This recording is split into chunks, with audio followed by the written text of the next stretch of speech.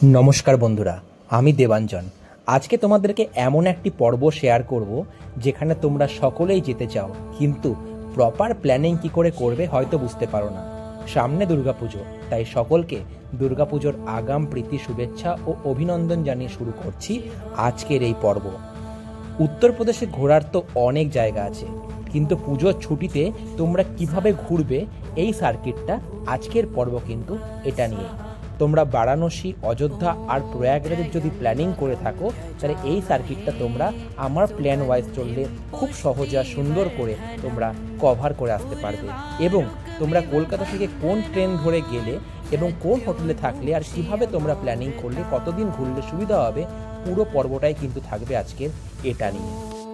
Train number 04451 Howrah New Delhi Puja special train, যা প্রতিদিন রাত 1:30 হাওড়া থেকে ছেড়ে বেনারসিতে প্রায় দুপুর 3:35 নাগাদ পৌঁছায়, যার ট্রেন টিকিট ভাড়া মাত্র 495 টাকা বা 500 টাকার মতন।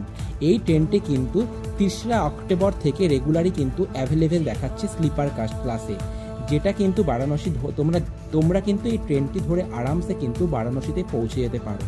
বারাণসী রেলওয়ে স্টেশনের জাংশনে নেমে তার বাইরেই তোমরা দেখতে পেয়ে যাবে অজস্র অটো। মাত্র 200 থেকে 250 টাকার বিনিময়ে তোমরা 4 থেকে 5 জন অটোতে বসে আরামসে কিন্তু পৌঁছে যেতে পারো গোধুলিয়া চক, যা মন্দিরের কিন্তু মেন গেট বলতে পারো। এবং তার পাশেই তোমরা পেয়ে যাবে অনেকগুলো ধর্মশালা বা হোটেল। ধর্মশালা বুক করতে হলে তোমরা ডেসক্রিপশানে আমার লিঙ্ক দেওয়া আছে, সেখান থেকে তোমরা আরামসে অজস্র ধর্মশালা 1000 থেকে 5000 টাকার বিনিময়ে কিন্তু বুকিং করে নিতেই পারো। আর গঙ্গার ধারে যদি 3 স্টার প্রপার্টি খোঁজো তাহলে তোমরা চলে যেতে পারো হোটেল আলকা, যেখান থেকে গঙ্গার ভিউ কিন্তু দারুণভাবে উপভোগ করতে পারবে। ফ্রেশ হয়ে তোমরা লেট করো না, খুব তাড়াতাড়ি পৌঁছে যাও দশাশ্বমেধ ঘাটে। মনে রাখবে, যত তাড়াতাড়ি তোমরা এই ঘাটে পৌঁছতে পারবে তত তাড়াতাড়ি কিন্তু তোমরা সামনে বসতে পারবে এবং গঙ্গা আরতি কিন্তু দারুণভাবে এনজয় করতে পারবে। সন্ধ্যেবেলায় 6টা থেকে 8টা পর্যন্ত চলে কিন্তু গঙ্গা আরতি। গঙ্গা আরতি দেখার পর তোমরা নৌকায় রাতের ঘাট পরিদর্শন করতেই পারো। জনপ্রতি 200 থেকে 300 টাকা নেয়। তোমাদের দারুণ একটা কিন্তু গঙ্গার ঘাটের অনুভূতি হবে রাত্রেবেলায় যখন তোমরা গঙ্গার ঘাটটা ঘুরে দেখবে। তারপর তোমরা দশাশ্বমেধ ঘাট ধরে সোজা ঘাট বরাবর হেঁটে যাবে মেন গেটের দিকে, মানে যাকে বলা হয় কাশী বিশ্বনাথ মন্দিরের মেন গেট। এবং সেখানে কিন্তু ভিড় বেশ কম থাকে, সেখান দিয়ে প্রবেশ করতে পারো তোমরা কাশী বিশ্বনাথ মন্দির দর্শন করার জন্য। মনে রাখবে, রাত 10টা থেকে 10:30টার মধ্যে মন্দিরে একটি আরতি হয়। যদি সেটা দর্শন করতে পারো তোমাদের ভাগ্য কিন্তু একদম খুলে যাবে। তারপর সোজা চলে এসো তোমরা হোটেলে। পরের দিন মানে ডে 2তে ভোর 5টা থেকে আস্তিঘাটে হয় কিন্তু ভোরের আরতি, যার অনুভূতি কিন্তু দারুণ। তোমরা ভোর ভোর অটো ধরে বা হেঁটে কিন্তু আস্তিঘাটে পৌঁছে যাও এবং সকাল 7টা পর্যন্ত সেই আরতি তোমরা উপভোগ করতেই পারো, যেটা দর্শন করে ব্রেকফাস্ট করে নাও। এবং ব্রেকফাস্ট করার পরেই তোমরা একটা অটো বা টুকটুক বুক করে তোমরা বেরিয়ে পড়ো কিন্তু বেড়ানোর ঘোরার জন্য। প্রথমেই দর্শন করে নিতে পারো শ্রী দুর্গা মাতা মন্দির, ভারত মাতা মন্দির, ইস্কন টেম্পল, সংকটমোচন হনুমান মন্দির ও কাল ভৈরব মন্দিরও। কথায় আছে, কাল ভৈরব মন্দির দর্শন না করলে বেনারস ঘোরা কিন্তু অসম্পূর্ণ হয়ে যায়। মোটামুটি 12টার মধ্যে এই মন্দিরগুলো কিন্তু তোমাদের প্রায় কমপ্লিট হয়ে যাবে এবং তারপরে লাঞ্চ করে তোমরা চলে যাও সারনাথে। বেনারসের থেকে সারনাথ প্রায় 15 থেকে 16 কিলোমিটার দূরে এবং সারনাথে তোমরা কিন্তু প্রথমেই দর্শন করে নিতে পারো বুদ্ধিস্ট টেম্পল। বুদ্ধিস্টদের টেম্পলটা সত্যি দেখতে কিন্তু তোমাদের বেশ অনেকটা দারুণ লাগবে। সারনাথ স্তম্ভ এবং পুরনো নানা ইতিহাস কিন্তু তোমরা সেখানে গেলে ঘুরে জানতেই পারবে। বারাণসীতে কিন্তু আমার ডে ওয়াইজ মানে ডে 1, ডে 2, ডে 3 আলাদা আলাদা কিন্তু ভিডিও বানানো আছে, ডেসক্রিপশানে লিঙ্ক দেওয়া রইল। তোমরা যদি ভিডিওগুলো দেখো তোমরা তাহলে আরামসে বুঝতে পারবে অটো ভাড়া থেকে নিয়ে সব কিছু তোমরা কোনটার পর কোনটা কীভাবে ঘুরবে। একবার ভিডিওগুলি ডেফিনেটলি দেখে নিও এবং সেগুলো সব কিছু দেখতে দেখতে তোমাদের প্রায় সন্ধ্যা হয়ে যাবে এবং সন্ধ্যায় তোমরা হোটেলে ফিরে এসে ফ্রেশ হয়ে বারাণসী মার্কেটটা একবার কিন্তু ঘুরে দেখে নিতেই পারো। পরের দিন ডে 3 তোমরা যদি মনে করো বারাণসীতে আরেকদিন রাখবে, বারাণসীটা নর্মালি একটু ঘুরবে করতেই পারো, তাহলে তোমরা গঙ্গার ঘাটগুলো দিনের বেলায় কিন্তু একবার নৌকা নিয়ে ঘুরে আসতেই পারো। আর তোমাদের জন্য যদি হাতে টাইম কম থাকে তাহলে পরের দিন তোমরা বারাণসী থেকে সকাল 5:30টায় ট্রেন নাম্বার 13307 ট্রেন ধরে বা তোমরা ট্রেনের রিজার্ভেশন না পেলে বারাণসী জাংশনের বাইরে কিন্তু রয়েছে বাস স্ট্যান্ড, সেখান থেকে অনেক বাস অ্যাভেলেবেল পেয়ে যাবে, এসি নন এসি সব বাসই তোমরা পাবে। সেগুলো ধরে 4 থেকে 5 ঘন্টায় তোমরা কিন্তু পৌঁছে যাবে অযোধ্যাতে। অযোধ্যায় তোমরা নেমে প্রথমেই চলে যাও কিন্তু হোটেলে।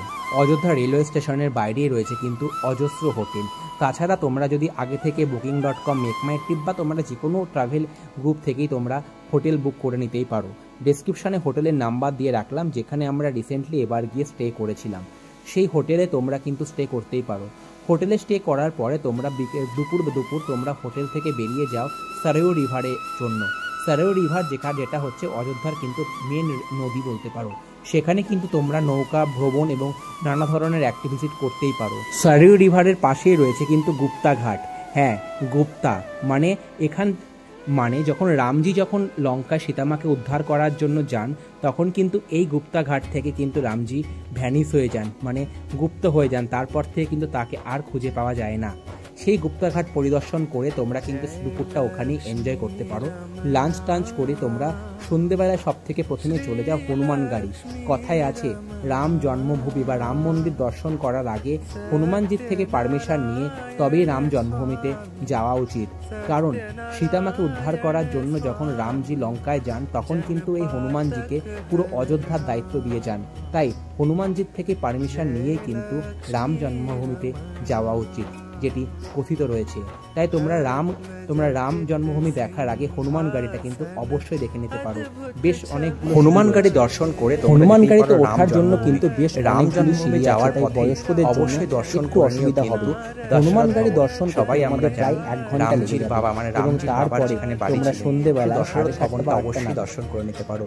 সেখান থেকে ওয়াকিং ডিস্টেন্স 2 মিনিটের মধ্যেই রয়েছে রাম জন্মভূমি, মানে হচ্ছে অযোধ্যার সেই বিখ্যাত রাম মন্দির। মন্দিরের ভেতরটা বেশ সুন্দর, প্রায় 10টা 10:30 অবধি মন্দিরের ভেতর খোলা থাকে। মোবাইল ফোন কোনো কিছু নিয়ে যাওয়া অ্যালাউ নয়, সব কিছুই তোমরা বাইরে লকার রয়েছে সেখানে রেখে ভেতরে তোমরা আরামসে কিন্তু ফ্যামিলির সাথে দারুণভাবে কিন্তু টাইমটা এনজয় করতেই পারো। এইভাবেই তোমরা মন্দির দর্শন করে রাত 11টা 10:30 নাগাদ বাইরে বেরিয়ে আবার হোটেলে ফিরে যাও। একদিন কিন্তু এনাফ তোমাদের অযোধ্যা ঘোরার জন্য। তোমাদের হাতে যদি টাইম থাকে তাহলে তোমরা আরেকটা দিন কিন্তু অযোধ্যায় বাড়াতেই পারো। অযোধ্যার বেশ কয়েকটি সাইট সিন, বেশ কয়েকটি মন্দির আছে, সেগুলো তোমরা আরেকদিন রাখতেই পারো। ডে 3 তোমরা এভাবেই কিন্তু অযোধ্যাটা কমপ্লিট করতেই পারো। ডে 4 তোমরা অযোধ্যার জন্য অ্যাড রাখতেই পারো, তোমরা যদি মনে করো তোমাদের হাতে টাইম আছে।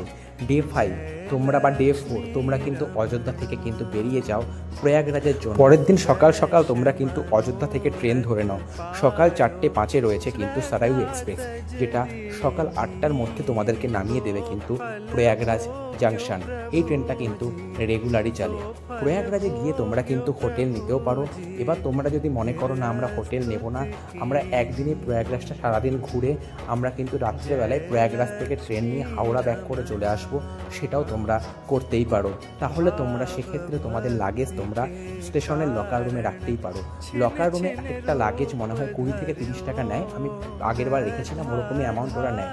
এবার তোমাদের যে কটা লাগেজ হবে, লাগেজ পিছু তোমাদেরকে অ্যামাউন্টটা দিতেই হবে। এবং তোমরা সেখান থেকে লাগেজ রেখে তোমরা সোজা চলে যাও কিন্তু সঙ্গম দর্শন করার জন্য। হ্যাঁ, যেখানে কিন্তু কুম্ভ মেলা হয়েছিল।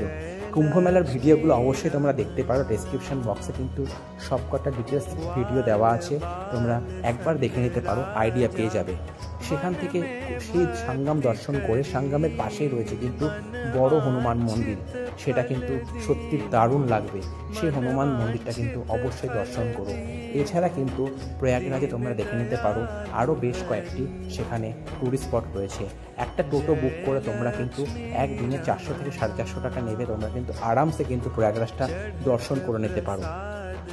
সঙ্গমের পাশেই কিন্তু রয়েছে আকবর ফোর্ট। সঙ্গম থেকেই কিন্তু সেই আকবর ফোর্টটা দেখা যায়। অবশ্যই কিন্তু আকবর ফোর্টটায় যেও, এটা কিন্তু একটি আর্মি ক্যাম্প, তাই ভেতরে কিন্তু মোবাইল কোনো কিছু কিন্তু অ্যালাউ ওরা করে না। আকবর ফোর্টে তোমরা কিন্তু আরামসে যাও এবং আকবর ফোর্টের ভেতরে কিন্তু একটা বট গাছ রয়েছে। হ্যাঁ, রামজি কিন্তু এই বটগাছের ভেতরে বসে কিন্তু বা বটগাছের নিচে বসে কিন্তু ধ্যান করেছিলেন, তাই তোমরা কিন্তু একবার ভোটটা দেখে নিতে পারো। যমুনা এবং গঙ্গার সঙ্গম কিন্তু তোমরা নৌকো করে আরামসে ঘুরে আসতে পারো। এইভাবে কিন্তু তোমরা তোমাদের প্ল্যান করতেই পারো। আর অবশ্যই কিন্তু তোমরা এই প্রয়াগরাজটা একদিনে আরামসে কমপ্লিট করতে পারো। বিকেল 5:10 রয়েছে নেতাজি এক্সপ্রেস, ওটা তোমরা পরের দিন সকাল 8টা নাগাদ তোমাদের নামিয়ে দেবে হাওড়া। এছাড়া তোমরা কিন্তু 4:30 রয়েছে হাওড়া সুপারফাস্ট এক্সপ্রেস, সেটাও ধরতে পারো। তোমরা তোমাদের টাইম মতন প্রয়াগরাজ থেকে বেশ কয়েকটা ট্রেন রয়েছে বিকেলে, এবং রাতের দিকেও কিন্তু রাজধানী এক্সপ্রেসও রয়েছে রাত্রে প্রায় 11:45। তোমরা তোমাদের সুবিধা মতন বাজেট ওয়াইজ ট্রেন ধরে পরের দিন সকাল সকাল আবার এভাবেই কলকাতা পৌঁছে যেতে পারবে। তোমরা যদি 5 রাত্রি 6 দিনের প্রোগ্রাম করো, অবশ্যই আমার এই প্ল্যান ওয়াইজ চললে তোমরা আরামসে বারাণসী, অযোধ্যা এবং প্রয়াগরাজ এই সার্কিটটা কমপ্লিট করে কিন্তু অবশ্যই চলে আসতে পারবে। এর প্রত্যেকটা ডিটেলস ভিডিও ডে ওয়াইজ আমি অলরেডি বানিয়েছি, যার ডেসক্রিপশানে লিঙ্ক দেওয়া আছে, অবশ্যই গিয়ে দেখে নিও। আমার ইনস্টাগ্রাম ফলো করো, ইনস্টাগ্রামে নতুন নতুন এই ব্যাপারে আমি অনেক রিলস ছেড়েছি, সেগুলো দেখতে পারবে। যদি কোনো কনফিউশন থাকে অবশ্যই কমেন্ট বক্সে কমেন্ট করো, আমি অবশ্যই অ্যান্সার দেওয়ার চেষ্টা করব। আর যখন ভিডিওটা দেখছো অবশ্যই একটা লাইক করো, কমেন্টস করো, আর সাবস্ক্রাইব করতে যেন না ভোলা হয়। ভালো থেকো ততক্ষণের জন্য। আজকে নেক্সট একটা এপিসোড নিয়ে তোমাদের সাথে। Tata, bye, take care, good night.